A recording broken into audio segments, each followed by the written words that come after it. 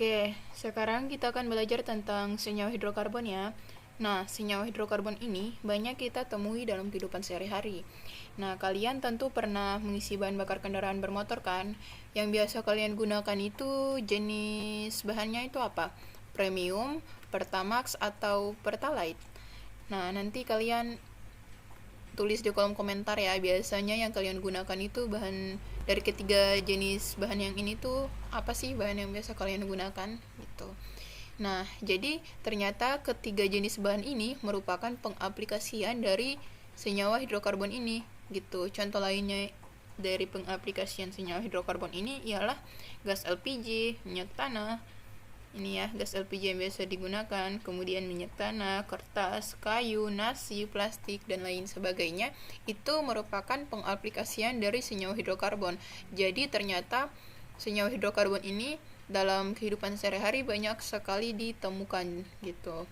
Kemudian bagaimana sih struktur kimia dari senyawa-senyawa hidrokarbon tersebut sehingga pengaplikasian dari bahan-bahan yang udah disebutkan tadi itu dia merupakan pengaplikasian gitu dari senyawa hidrokarbon. Nah, untuk menjawab pertanyaan tersebut, berarti kita harus pahami dulu pengertian dari hidrokarbon. Nah, dalam bidang kimia, hidrokarbon itu apa sih? Jadi hidrokarbon itu sesuai namanya kan hidrokarbon, berarti secara sederhana senyawa hidrokarbon adalah senyawa yang terdiri dari hanya dua unsur. Jadi senyawa yang hanya terdiri dari gabungan dua unsur gitu. Unsurnya itu apa? Kan ini kan senyawa hidrokarbon, berarti terdiri dari unsur hidrogen dan unsur karbon. Tuh. Jadi ya udah, pengertian sederhana dari senyawa hidrokarbon ialah gabungan dari dua unsur hidrogen dan karbon gitu. Sehingga membentuklah senyawa hidrokarbon. Nah, jadi itu merupakan pengertian dari senyawa hidrokarbon ya. Kemudian, atom karbon ini dia bergabung untuk membentuk suatu kerangka senyawa. Kemudian, atom hidrogen menempel dalam berbagai konfigurasi yang berbeda gitu. Nah, jadi untuk strukturnya, dalam penulisan struktur Lewisnya biasanya untuk unsur karbon dan hidrogen ini kan pastinya jadi biasanya itu penulisannya unsur karbonnya ini terletak di pusat. Coba ya ganti warna. Nah, jadi dia terletak di pusat. Nah, atom karbon ini kan biasanya warna hitam. Nah, jadi di pusat. Kemudian karena dia di pusat berarti dia dikelilingi oleh atom hidrogen yang lainnya gitu. Nah, jadi kayak gini untuk struktur Lewis dari senyawa hidrokarbon gitu. Jadi yang jadi pusatnya itu selalu atom karbon gitu. Nah, yang jadi pusat itu hanya atom karbon, bukan atom hidrogen. Nah, jadi nanti kita akan bahas di pembahasan berikutnya. Nah, oke, untuk menjawab mengapa atom karbon itu dia yang terletak di tengah, itu sebenarnya kalian udah dapat di kelas 10 semester 1 tentang struktur Lewis ya, tentang konfigurasi elektron juga gitu. Nah, jadi untuk menjawabnya itu juga kita bisa mengetahui dari keistimewaan atau kekhasan dari si atom karbon ini gitu. Jadi mengapa dia di tengah dan atom hidrogen yang mengelilinginya gitu. Nah, itu merupakan kekhasan dari atom karbon atau keistimewaan dari atom karbon gitu. Jadi dalam materi kimia hidrokarbon sangat penting untuk mengetahui kekhasan dari atom karbon ini. Senyawa organik pada umumnya mengandung unsur karbon pastinya kan. Nah, maka senyawa organik sering disebut juga sebagai senyawa karbon. Oke. Jadi senyawa organik biasanya disebut juga sebagai senyawa karbon gitu. Maka senyawa karbon ini dipelajari secara khusus dalam cabang ilmu kimia yaitu kimia karbon gitu. Jadi untuk kimia ini kan untuk ilmu ada banyak cabangnya. Jadi kalau untuk karbon lebih khusus, nah itu dipelajari dalam ilmu kimia karbon gitu. Senyawa karbon jumlahnya ini sangat banyak. Misalnya hidrokarbon yang sedang kita pelajari ini gitu. Nah, perlu teman-teman pahami bahwa cabang ilmu kimia yang mempelajari senyawa karbon disebut itu sebagai kimia organik. Jadi, kata organik ini kata secara sederhananya. Jadi kata organik ini kan secara sederhana berarti hidup gitu kan. Kalau anorganik itu kan berarti kayak mati gitu, nggak hidup lah. Berarti organik ini hidup gitu. Nah, karena pada awalnya para ahli ini dia berpendapat bahwa senyawa organik ini adalah senyawa yang dihasilkan oleh makhluk hidup saja gitu. Nah, jadi awalnya para ahli itu mengira bahwa senyawa organik itu ya tidak bisa dihasilkan dari benda mati gitu, hanya bisa dihasilkan dari makhluk hidup saja. Tetapi pada penelitian-penelitian berikutnya setelah Frederick Wohler gitu ya, Frederick Wohler. Nah, Frederick Wohler, nah dia berhasil mensintesis urea, tanpa menggunakan ginjal manusia gitu. Nah, jadi karena dia berhasil mensintesis urea tanpa menggunakan ginjal manusia, yang dimana kan berarti itu kan dari makhluk hidup. Nah, berarti ya pendapat sebelumnya itu bisa dipatahkan gitu. Nah, jadi pendapat tersebut dipatahkan setelah Frederick Wohler dia berhasil mensintesis urea tanpa menggunakan ginjal manusia, yakni dari apa? Jadi dia mensintesis urea itu tanpa menggunakan ginjal manusia dari amonium cyanat gitu ya. Amonium cyanat. Oke, kemudian untuk menjawab pertanyaan yang tadi, mengapa atom karbon yang menjadi pusat dan hidrogen yang mengelilinginya. Nah, itu kan kita akan membahas dalam kekasan atom karbon atau keistimewaannya kan. Jadi untuk kekasan yang dimiliki oleh atom karbon, terdapat pembagian kekasan secara umum, yakni kekasan atau keistimewaan dari segi jumlah ikatan serta bentuk pada rantai ikatannya gitu.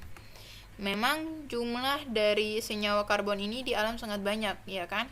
Nah, karena sangat banyak, maka hal ini lah yang menyebabkan bahwa atom karbon ini mempunyai kekhasan atau keistimewaan yang dibandingkan dengan atom-atom yang lain gitu. Jadi ada beberapa kekhasan dari atom karbon. Nah, untuk yang pertama, yang ini, bahwa ini kalian bisa baca, yaitu yang kekhasan yang pertama ialah atom karbon terletak dalam golongan 4A yang berarti memiliki 4 elektron valensi. Nah, kalian ingat bahwa golongan itu artinya dia menunjukkan jumlah elektron valensinya kan, jumlah elektron valensi. Nah, ini nih. Ingat bahwa golongan itu menunjukkan jumlah elektron valensi, sehingga kalau misalnya atom karbon dia letaknya dalam golongan 4A, berarti dia itu memiliki 4 elektron valensi gitu. Nah, karena dia memiliki 4 elektron valensi, berarti otomatis kalau misalnya kita belajar tentang struktur Lewis, seperti dia kayak ada punya 4 titik kayak gini kan. Nah, yang ini. Nah, jadi titik yang pertama bisa di sini, di sini, di sini, sini ada 4. Atau juga bisa kayak gini, 2, 3, 4 kayak gitu kan. Nah, jadi kekhasan yang pertama yakni dia memiliki 4 elektron valensi. Jadi mengapa elektron valensi? Dilihat dari konfigurasi ke-6 elektronnya. Jadi kan atom karbon ini dia memiliki nomor atomnya itu kan 6. 6C ya kan, 6C. Berarti untuk konfigurasinya itu ialah 2, 4 ya kan, kalau misalnya menggunakan konfigurasi Niels Bohr. 2, 4. Nah, berarti 4 bahwa elektron valensinya itu berjumlah 4.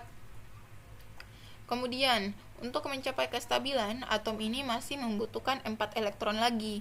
Nah, karena dia masih membutuhkan 4 elektron lagi untuk mencapai kaidah oktet, maka ini nih. Maka biasanya di sini tuh dia memiliki 4 titik lagi, dia membutuhkan 4 elektron lagi. Itu 1, 2, 3, 4. Makanya di sini jika hanya rangkap 1, maka dia membutuhkan 4 ikatan lagi nih. Tetapi kalau misalnya rangkap 2, berarti 1, 2, 2 rangkap yang kayak gini atau bisa kayak gini. Atau juga kalau misalnya rangkap 3, berarti intinya semuanya yang penting ada 4 titik gitu, 4 tangan gitu. Nah, oke. Nah, maka dari kekhasannya atom karbon yang pertama ini, bahwa dia terletak dalam golongan 4A yang memiliki 4 elektron valensi, berarti ternyata dia itu bisa membentuk ikatan kovalen rangkap tunggal, rangkap 2 yang ini, dan juga rangkap 3. Oke. Nah, jadi itu. Kemudian kekhasan yang berikutnya yaitu dia dapat membentuk rantai karbon. Kekhasan yang kedua yakni membentuk rantai karbon sesama atom karbon pastinya. Keadaan atom karbon yang demikian menyebabkan atom karbon dapat membentuk rantai karbon yang sangat panjang dengan ikatan kovalen pastinya. Nah, baik itu ikatan kovalen tunggal, rangkap 2 maupun rangkap 3.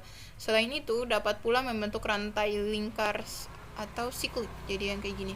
Kalau misalnya bentuknya kayak gini, ini merupakan rantai atom karbon siklik gitu. Dengan sesama atom C-nya, dia dapat membentuk rantai karbon, baik rantai karbon terbuka maupun rantai karbon tertutup. Nah, jadi kalau misalnya untuk ilustrasi yang dapat membentuk rantai karbon ini, jadi kalau misalnya struktur Lewisnya seperti gini, merupakan rantai atom karbon lurus. Tetapi kalau misalnya bentuknya kayak gini yang di posisi yang di tengah, ya berarti pastinya dia merupakan rantai atom karbon bercabang. Sedangkan kalau yang ini, yang di samping kanan, berarti ini merupakan rantai atom karbon siklik gitu, melingkar. Oke. Kekhasan yang berikutnya ialah karbonnya itu relatif kecil. Nah, mengapa relatif kecil? Nah, ditinjau dari konfigurasi elektronnya dapat diketahui bahwa atom karbon ini dia terletak pada periode 2, ya kan? Nih. Dia terletak pada periode 2 gitu. Ini kita pakai warna merah aja. Nah, dia terletak pada periode 2 kan. Ini periode 1. Periode 1 kan yang ini hidrogen dan helium. Nah, kemudian periode 2 berarti yang ini. Litium, berilium, boron, karbon, nitrogen, oksigen, fluor, dan neon. Nah, maka si karbon ini dia terletak pada periode 2. Nah, karena dia terletak pada periode 2, yang berarti bahwa atom karbon ini mempunyai 2 kulit atom, sehingga jari-jari atomnya itu relatif kecil. Sehingga hal inilah yang menyebabkan ikatan kovalen yang dibentuk relatif kuat dan dapat membentuk ikatan kovalen rangkap gitu. Jadi sebenarnya dari konfigurasi elektron yang tadi 6C berarti 2 4. Nah, ini kayak artinya bahwa dia tuh terletak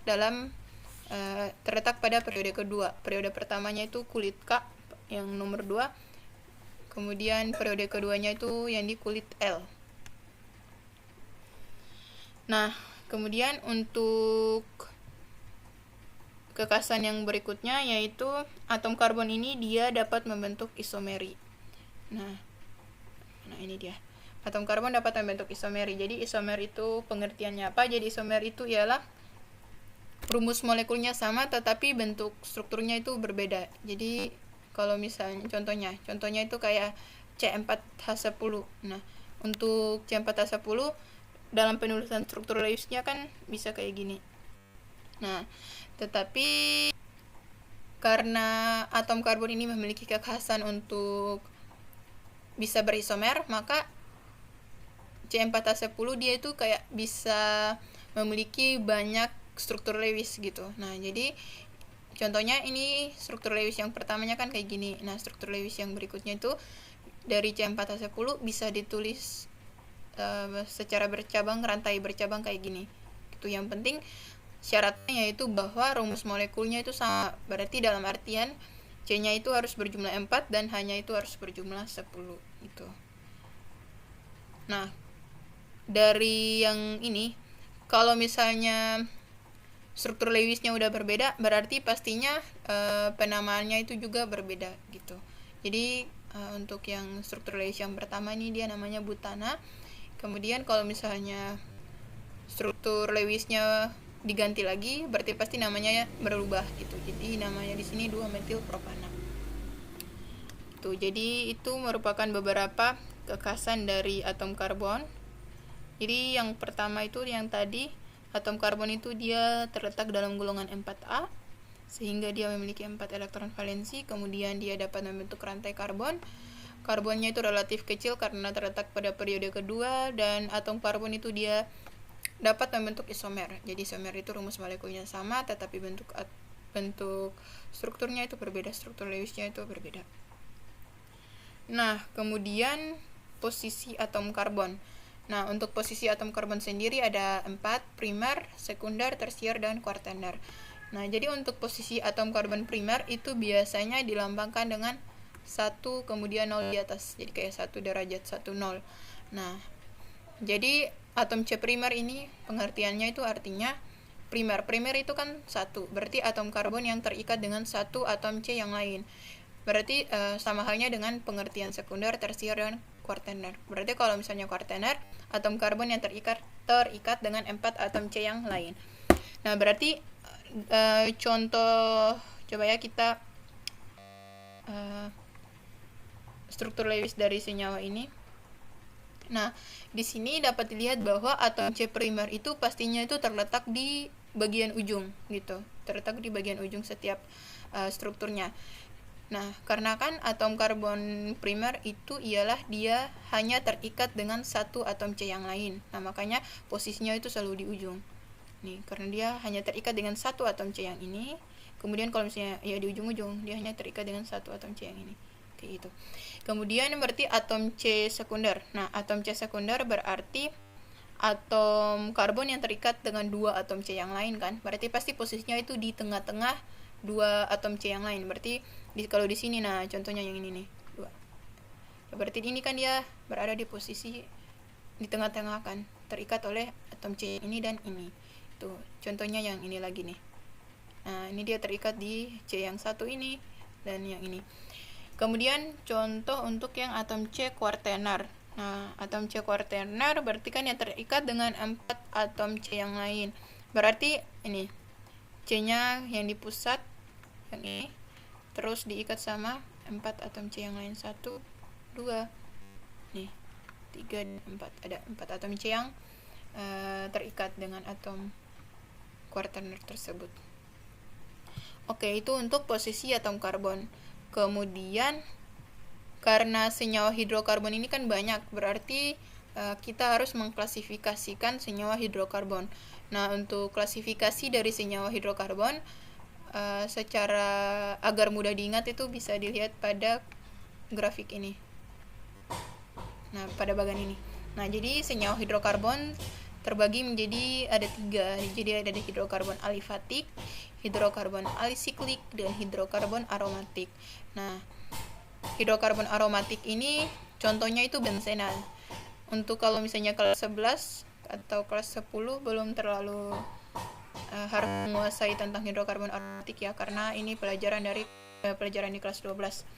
Kemudian untuk hidrokarbon alifatik terbagi menjadi 2, alifatik jenuh, alifatik tak jenuh. Hidrokarbon alisiklik terbagi lagi menjadi 2, alisiklik jenuh dan alisiklik tak jenuh. Nah, alifatik jenuh itu yang termasuk golongan alifatik jenuh itu ialah alkana. Yang termasuk golongan alifatik tak jenuh itu ialah alkena dan alkuna. Yang termasuk golongan alisiklik jenuh itu ialah sikloalkana. Kemudian alisiklik tak jenuh itu ialah sikloalkena. Jadi alisiklik ini struktur Lewisnya itu melingkar gitu. Struktur Lewis dari senyawanya itu melingkar. Kemudian kalau misalnya alifatik berarti tertutup. Nah, oke. Kita langsung masuk ke pembahasan dari klasifikasi yang pertama, yaitu senyawa hidrokarbon alifatik.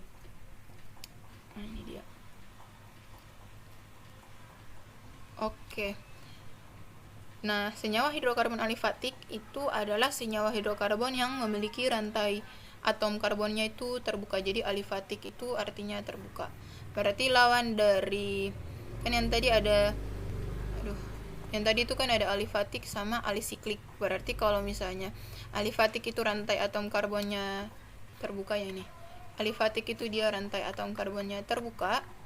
Berarti alisiklik itu rantai atom karbonnya itu tertutup. Nah, tertutup itu makanya biasanya melingkar. Kemudian kan yang tadi senyawa hidrokarbon alifatik ini terbagi menjadi alifatik jenuh dan alifatik tak jenuh.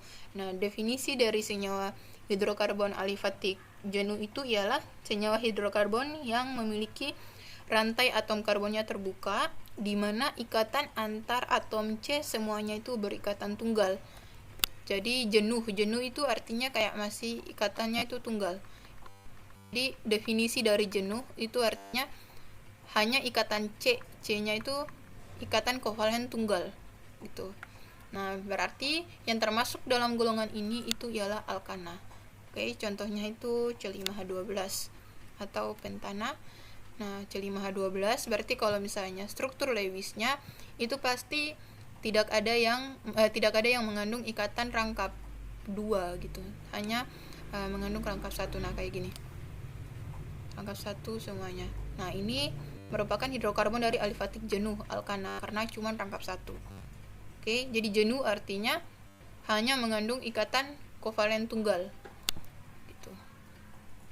Kemudian klasifikasi dari hidrokarbon alifatik berikutnya ialah senyawa hidrokarbon alifatik tak jenuh yang ini. Nah, definisi yang senyawa hidrokarbon alifatik jenuh yang tadi kan berarti dia itu ikatan antar atom C-nya itu semuanya berikatan tunggal.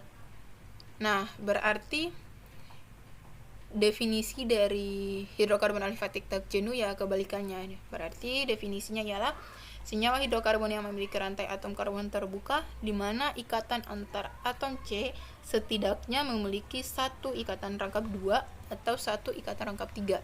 Jadi alifatik tak jenuh ini dia sudah memiliki setidaknya ya memiliki di dalam Lewisnya itu memiliki ikatan rangkap 2 atau rangkap 3. Nah, jadi contohnya kayak gini. Nah, contoh senyawa yang pertama ya, 1 pentena C5H10. Nah, berarti dia udah mengandung 2 rangkap kayak gini. Ini maka dia alifatik tak jenuh. Kalau misalnya 2 rangkap itu dia udah termasuk dalam golongan alkena gitu. Kemudian kalau dia mengandung 3 rangkap kayak gini, nah ini termasuk dalam alkuna. Nah, alkadiena, alkatriena ini maksudnya kayak kalau misalnya rangkap posisi ikatan rangkap 2-nya ini kayak misal di sini lagi. Nah, ini maka alkadiena karena posisi rangkapnya ini ada 2 gitu. Kalau misalnya ada 3 lagi, ini kan kayak ikatan rangkap 2-nya ada di sini 1, 2 sama 3 di sini kan. Nah, ini maka alkatriena dan seterusnya kayak gitu. Oke, kemudian klasifikasi dari senyawa hidrokarbon yang tadi cukup untuk alifatik. Selanjutnya yaitu untuk hidrokarbon alisiklik. Nah, definisi dari senyawa hidrokarbon alisiklik ini adalah senyawa hidrokarbon yang memiliki rantai atom karbonnya itu tertutup atau melingkar gitu. Nah, dia terbagi menjadi senyawa hidrokarbon alisiklik jenuh. Nah, jenuh ini kan yang tadi artinya dia itu hanya terdiri dari ikatan tunggal rangkap 1 kan. Nah, maka ya dia itu bentuknya melingkar kayak gini. Melingkar tertutup. Nah, kemudian di dalam ikatannya itu hanya mengandung rangkap 1 gitu. Nah, yang termasuk golongan ini ialah sikloalkana. Jadi kalau misalnya tadi di alifatik jenuh yang termasuk golongan di alifatik jenuh itu ialah alkana. Nah, kalau misalnya di alisiklik jenuh berarti yang termasuk golongan ini itu ialah sikloalkana. Jadi cuman perbedaannya itu tinggal ada tambahan siklo aja. Jadi siklo itu untuk yang melingkar gitu. Oke, kemudian klasifikasi berikutnya ialah senyawa hidrokarbon alisiklik tak jenuh. Nah, berarti pengertiannya sama, cuman alisiklik tak jenuh berarti bentuknya masih melingkar, bentuk struktur Lewisnya masih melingkar, tetapi yang ikatan yang termasuk yang di dalamnya itu masih sudah mengandung salah satunya itu ada ikatan rangkap 2 atau ikatan rangkap 3 gitu. Jadi yang termasuk golongan ini ialah, ingat selalu ada penambahan siklo. Jadi ada sikloalkena, sikloalkuna, sikloalkadiena dan seterusnya gitu. Nah, di sini contohnya menggunakan senyawa C5H8 yaitu siklopentena. Nah, berarti ini contohnya yang ini. Salah satunya itu pasti mengandung rangkap 2 gitu. Kemudian klasifikasi berikutnya ialah senyawa aromatikan. Nah, senyawa aromatik ini apa? Senyawa aromatik adalah senyawa hidrokarbon siklik yang mempunyai ikatan karbon-karbon tunggal dan rangkap 2 dengan posisinya itu selang-seling atau terkonjugasi. Nah, untuk senyawa aromatik ini kita hanya cukup tahu saja bahwa senyawa aromatik itu dia struktur Lewisnya seperti ini, dan untuk posisi rangkap duanya itu selang-seling gitu. Dan untuk bensena dia itu rumus kimianya, rumus molekulnya itu 6H6 seperti kayak gini. Rangkap duanya berselang-seling. Jadi untuk bensena dia tuh tidak mengandung rangkap 3, hanya mengandung rangkap 2 dan rangkap 1 dengan posisinya itu selang-seling. Untuk penjelasan lebih lengkap tentang senyawa aromatik bensena itu dapat dibahas di materi kelas 12. Oke, sekian untuk pengklasifikasian dari senyawa hidrokarbon dan pengertian dari senyawa hidrokarbon dan pengaplikasian ya dari senyawa hidrokarbon yang tadi kita udah bahas. Sama apa lagi? Oh ya, yang tadi juga kita udah bahas kekhasan dari atom karbon. Semoga bisa dipahami.